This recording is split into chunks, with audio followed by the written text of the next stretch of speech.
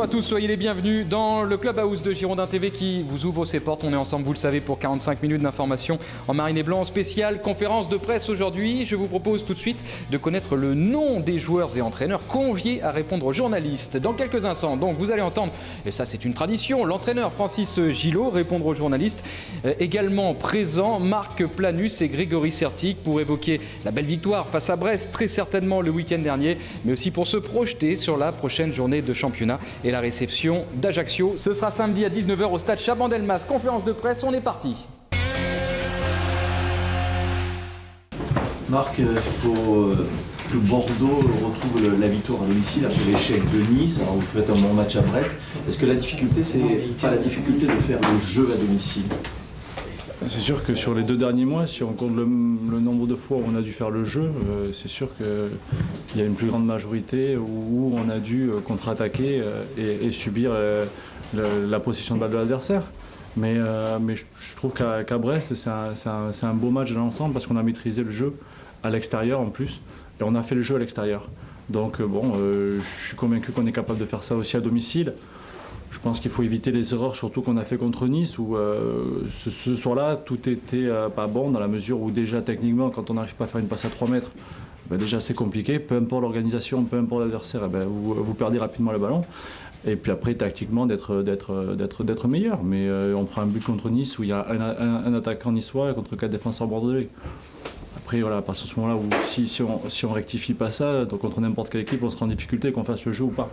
Mais c'est sûr que dans l'ensemble, faire le jeu, en plus à domicile où le terrain n'est pas bon, c'est toujours un peu plus compliqué et c'est peut-être un nouveau registre pour nous. Mais je suis persuadé qu'on est capable d'évoluer et de progresser dans ce domaine-là. On a vu une meilleure utilisation peut-être des côtés. On savait qu'avec Benoît ça fonctionnait, mais là avec Mariano ça a été vraiment très très bien. Oui, on est très content. On a eu cette possibilité de toucher Landry rapidement dans l'entrejeu et comme il était assez libre, il a pu orienter le jeu sur Mariano et sur Benoît. Alors c'est sûr, Benoît il est là depuis plus longtemps, il est habitué. Mariano, depuis qu'il est arrivé, il n'est jamais passé au travers et il monte en puissance. Donc c'est sûr que ce match de Brest, pour lui, je pense que c'est un bon point de repère et de toute façon, il est dans la continuité de ce qu'il fait depuis le 1er janvier. On a senti que la présence de Landry apportait quand même un plus par rapport au match de Nice. Je pense que dans toutes les équipes que vous jouiez à 4 ou à 3, quand vous devez faire le jeu, je pense qu'il faut toujours être protégé. Laurent Blanc avait mis ce système en place avec Alou. C'est vrai que quand vous êtes défenseur, et je pense que même en ayant de très grands défenseurs, je pense dans la qualité, je pense des défenseurs qui jouent régulièrement avec des champions ou dans leur sélection, s'ils ne sont pas protégés, quand les adversaires arrivent lancés, c'est compliqué. Et là, on avait voulu mettre ce système à Beillaro parce qu'on savait que le milieu défensif fallait toucher beaucoup de ballons et qu'il fallait un joueur technique. Donc, je pense que Francis Gillot a mis Yaro à ce poste-là et peut-être aussi pour reposer un petit peu Landry. Mais c'est sûr que quand on a quelqu'un qui nous protège devant en sentinelle, on est plus efficace, je pense. Tu t'attends au même genre de match samedi que celui de Nice? Je pense que Ajaccio est plus euphorique que Nice. Ils surfent sur une vague en ce moment, ils ont pris quasiment autant de points que nous sur la phase retour. Je pense qu'ils sont plus euphoriques et je pense qu'ils jouent plus libérés, je pense. Et donc ça va être un match un peu plus compliqué, je pense. Ils sont plus forts qu'à l'aller. Ah oui, non, mais je pense que de toute façon, voilà.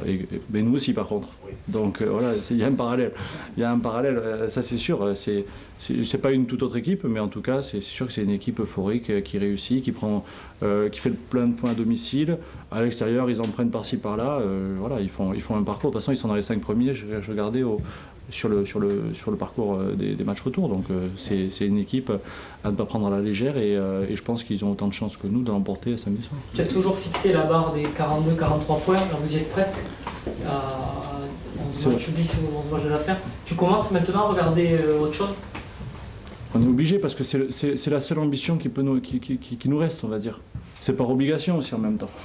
C'est facile de le dire en Europe, mais c'est par obligation parce qu'il nous reste que ça, on n'a pas fait de parcours en coupe. Et c'est la moindre des choses.